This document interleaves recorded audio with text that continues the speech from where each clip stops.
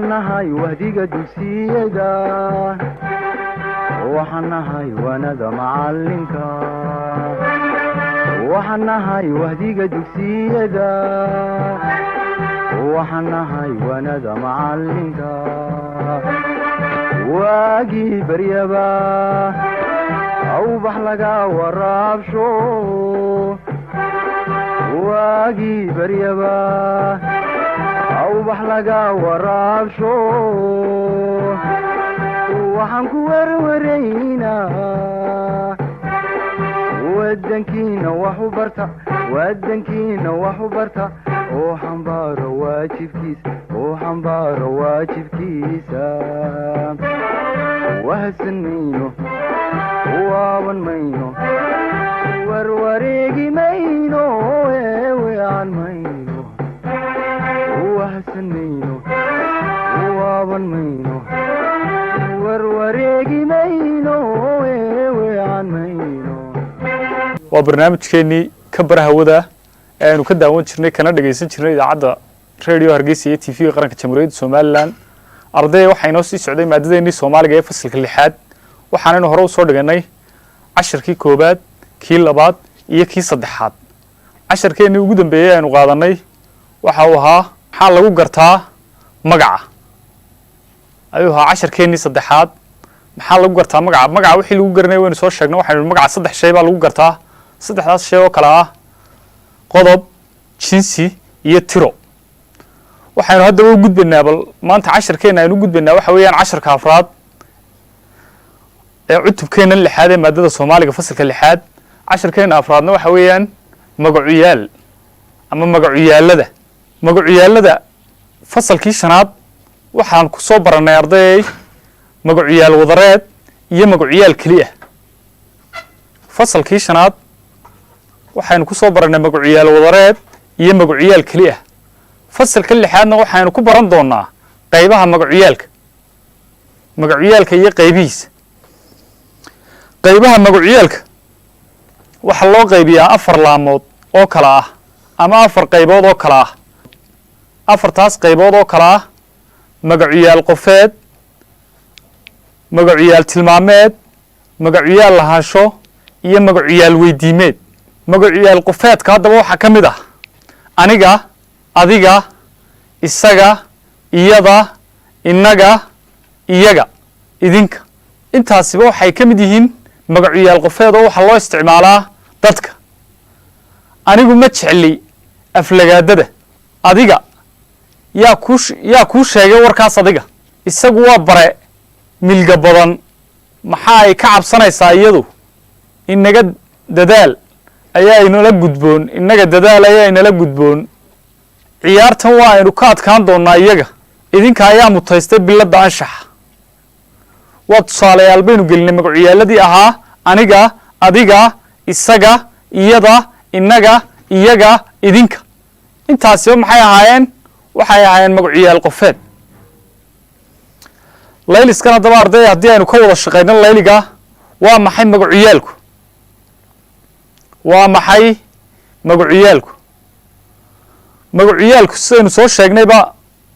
magacuiyaalku waa wax bedela waxaynu kusoo dhiganay magacuiyaalku waxa uu yahay fasalkii shanaad magacuiyaalku waxa weeyaan waa wax matala ama buuxiya meeshii magaca ama gala meeshii magaca sheeg saddex magacuyaal oo keliya oo la adeegsado magacuyaallada kelida ah waxa ka mid ah aniga adiga isaga dhammaan intaasiba maxay noqonayaan magacuyaallo keliya sheeg saddex magacuyaal oo wadar ah oo la adeegsado magacuyaallada wadartaa waxaa ka mid ah idinka annaga iyaga saddexdaasina maxay noqonayaan magacuyaalo wadara magacuyaallada ku buuxi meelaha bannaan magacuyaallada lagu siiyey waxa weeyaan aniga adiga iyadu idinku annaga isagu markaa ta u horeyso oo kale haddii aynu tusaale ku bixino inta kale ardayda idinkaa buuxbuuxin doona oo ku kala buuxin doona magacyaalladan halka hore laydinku siiyey inkastoo aan wicitaankiisa sugayey war kama helin magacyaalka halkaas gelaya waxa weeyaan isaga shantaa dambena waxaan doonayaa ardaydiku inaad buuxbuuxsataan oo aad magacyaalka kastaa meesha uu ku habboon yahay gelisaan magacyaal qofeed haddii aynu halkaa kaga soo gudubno waxaynu u gudbi doonaa magacyaal tilmaameed magacyaalkani waa mid wax lagu tilmaamo iyadoo aad moodo in qof ama walax farta lagu fiiqaayo qofka ama walaxda la tilmaamayaa waxa uu noqon karaa mid dhow ama mid dheer waxaana ka mid ah magacyaaladan magacyaal tilmaameedka kan waa mid agteeda joogo ii dhow baan tilmaamay markaan leeyahay kan tan iyaduna waa mid ii dhow oo agteeda joogta taas waa mid iga fog oo meel iga durugsan joogta baan tilmaamay markaa kaas isaguna sidoo kale waa mid meel iga durugsan jooga kuwaasina waa qolo meel iga durugsan jooga magacyaal tilmaameedka isagana layliskiisa waxaa ka mid a su-aasha koowaad waxay ku odhanaysaa waa maxay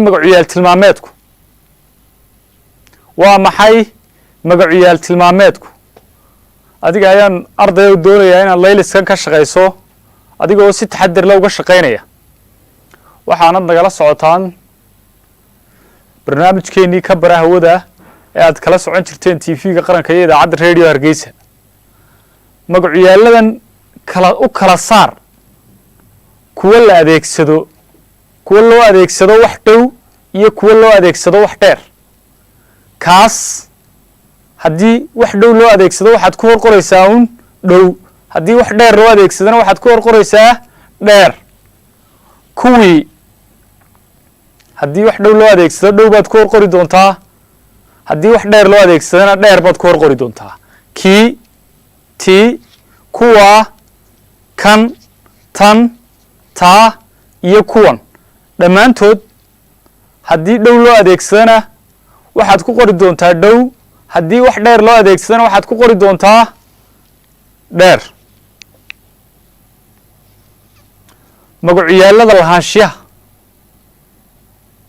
magacyaalada lahaanshiyaha magacyaalka lahaanshiyuhu waxa uu muujiyaa lahaanshiyo qof ama koox ahaaneed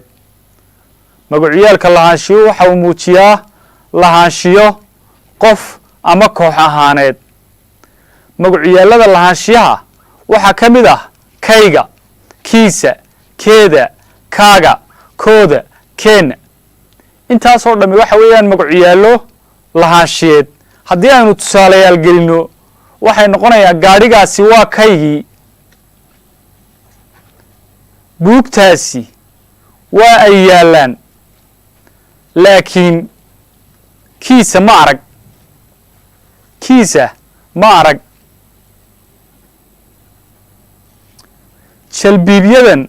jalaabiibyadan kuma jira keedi ma rabo guryaha kale kaaga ayaan seexanayaa kaaga markaa ereyga kaaga ayaa ah magacyaal lahaanshiyeed arigaasi waa koodii ayaa ah magacyaal lahaanshiyeed keenna cidi ma qaadan karto keenna ayaa ah magacyaal lahaanshiyeed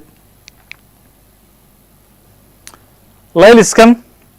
ardayay haddii aynu ka wada shaqayno layliska magacyaalada lahaanshiyaha haddii aynu ka wada shaqayno ardayay waa maxay magacyaalka lahaanshiyuhu maxaa u muujiyaa magacyaalka lahaanshiyuhu sidaynu casharkeena kusoo sheegnay waxa uu muujiyaa lahaanshiyo qof ama koox ahaaneed magacyaalka lahaanshiyuhu waxa uu muujiyaa lahaanshiyo qof ama koox ahaaneed su-aashaas markaa jawaabta aad ku qoraysaa waa maxay lahaanshiyo waxa uu muujiyaa lahaanshiyo qof ama koox ahaaneed magacyaaladan geli tusaale baa lagu yidhi magacyaalada tusaalaha la gelinayo magacuyaaladan geli tusaale ayaa lagu yidhi waxaana ka mid a magacuyaallada tusaalaha la gelinayo kaaga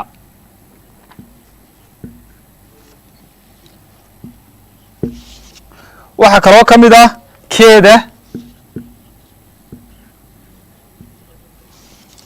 waxaa kaloo ka mid a kiisa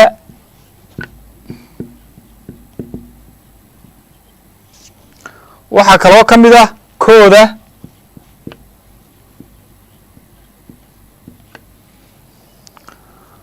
waxaa kaloo ka mid a keena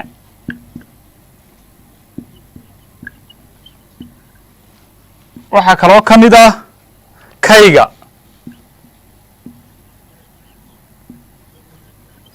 intaas magacuyaal ee layna yidhi tusaalaha geliyaba ardayda waxaynu usoo qaadan doonaa hal magac baynu usoo qaadan doonaa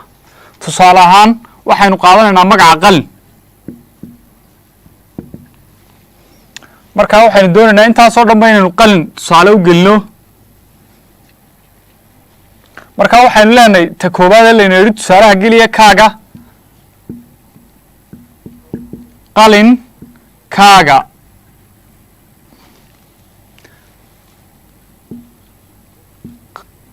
qalin keeda qalin kiisa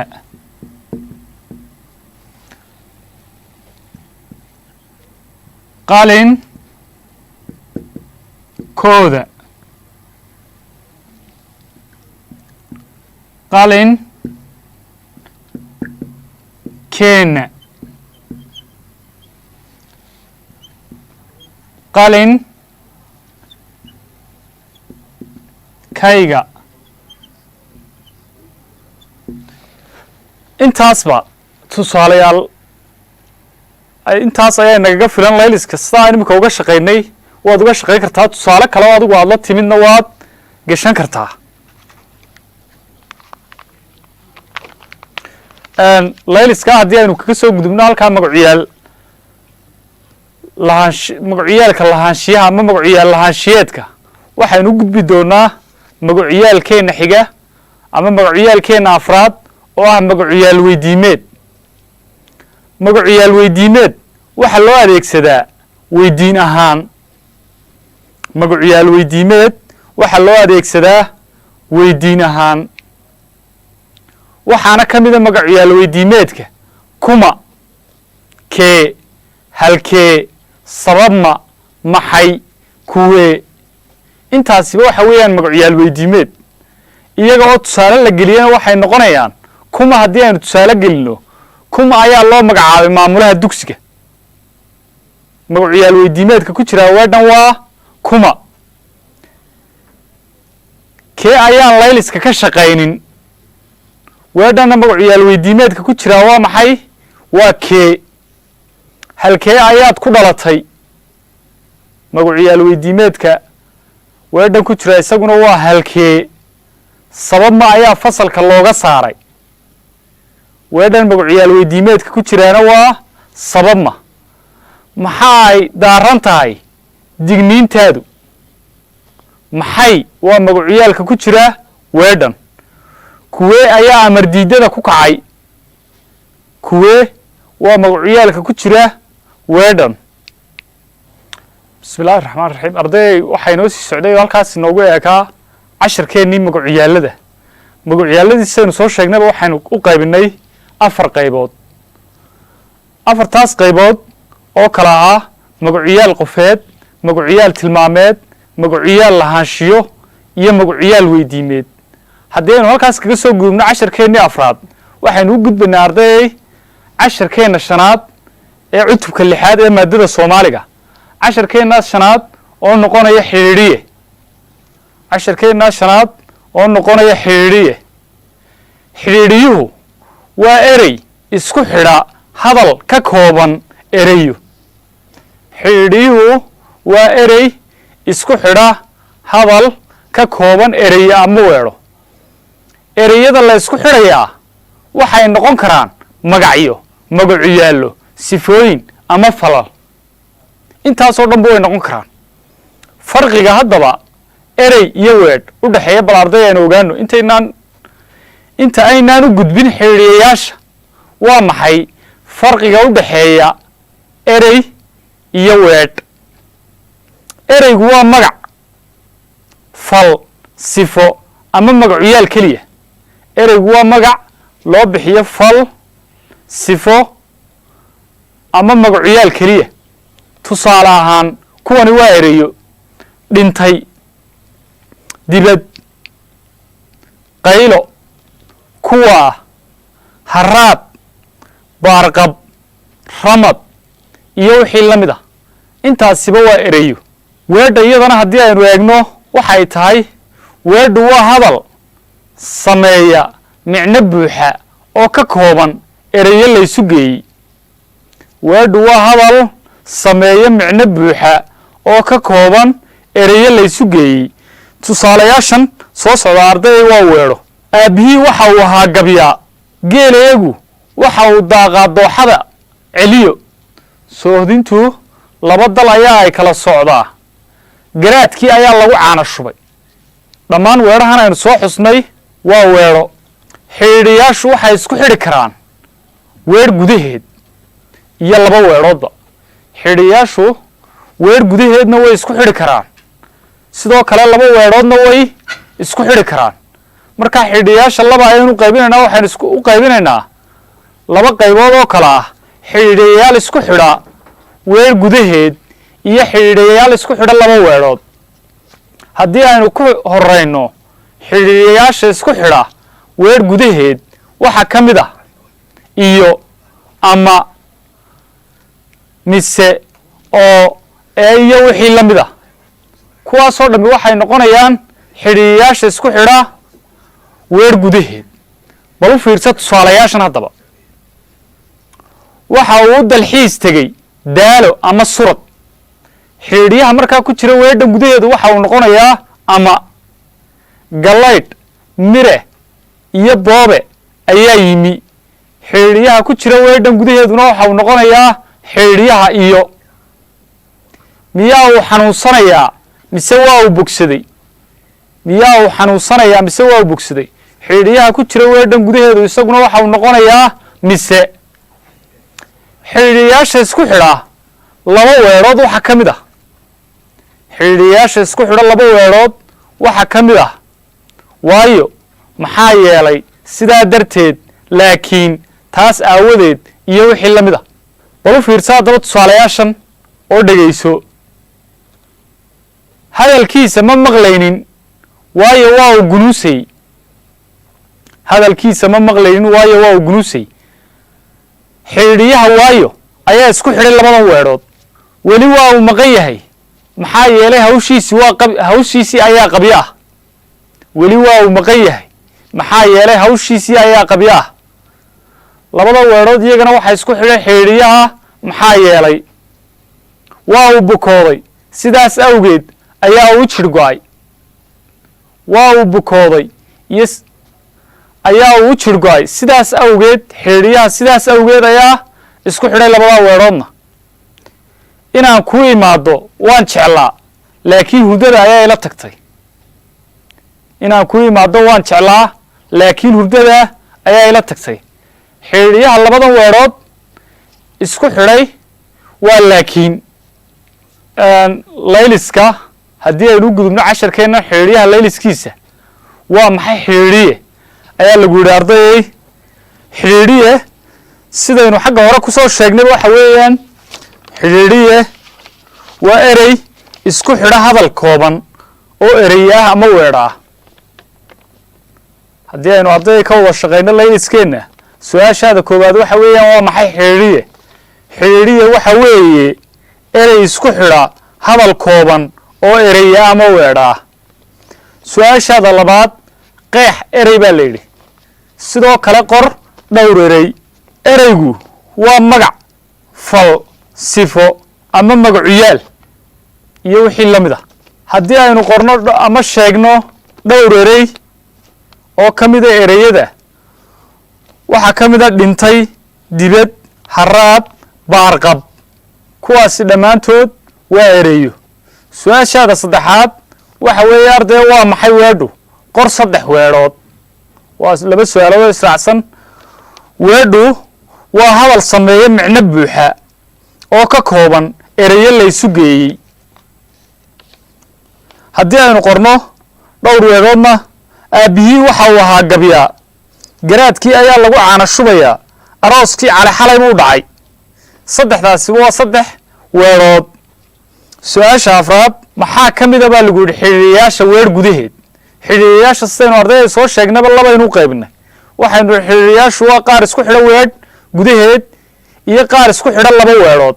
markaa su-aasha imika layna weydiiyey waxa weeye sheeg xidhiidhiyaasha isku xidha weer gudaheed qor 2 tusaale oo ay ku jiraan xidhiidhiyaasha isku xidho weer gudaheed waxa ka mid ah xidhiidhiyaasha isku xidho weer gudaheed waxa ka mid ah iyo ama oo mise haddii aynu qorno 2 tusaale oo ay ku jiraanna waxa uu dalxiis ku tegey daalo ama surad xidhiidhiyaha ku jira weedhan gudaheedu waxa weeyaan ama galaydh mire iyo boobe ayaa yimi galaydh mire iyo boobe ayaa yimi iyo weeyaan xidhiidhiyaha ku jira weedhan gudaheedu su-aasha shanaad maxaa ka mid a xidhiidhiyaasha 2 weedhood isku xidha qor tusaale ay ku jiraan xidhiidhiyaasha 2 weedhood isku xidha waxaa ka mid ah maxaa yeelay waxa kale oo ka mid ah sidaa darteed ama sidaas awgeed waxa kale oo ka mid a laakiin haddii aynu tusaalayaal gelinana weli waa uu maqan yahay maxaa yeelay hawshiisii ayaa qabyo ah weli waa uu maqan yahay oo maxaa yeelay hawshiisii ayaa qabyo ah maxaa yeelay weeyaan markaa xidhiidhiyaha 2 weedhood isku xidhay tusaalaha labaad ama tusaalaheena labaad ee su-aashani waxa weeyaan inaan ku imaado waan jeclaa laakiin hurdada ayaa ila tagtay laakiin weeyaan markaa xidhiidhiyaha isku xidhaa 2 weedhood halkaas ayuu noogu eegyahay ardayay waxaa halkaa inoogu eeg cutubkeenii 6aad ee fasalka 6aad maadada Soomaaliga cutubkaas oo ahaa dhismaha afka waxaanu inoogu gabagaboobay halkaas ama naxwaha waxaanu ku soo gabagabaynaa halkaa insha Allah intaynu cutubka xiga bilaabi doono waxaad nagala socoteen oo aad naga daawanayseen barnaamijkeenii ka baraha wada ee aad ka daawan jirteen TV-ga qaranka Jamhuuriyadda Soomaaliland ee idaacadda Radio Hargeysa والسلام عليكم ورحمة الله وبركاته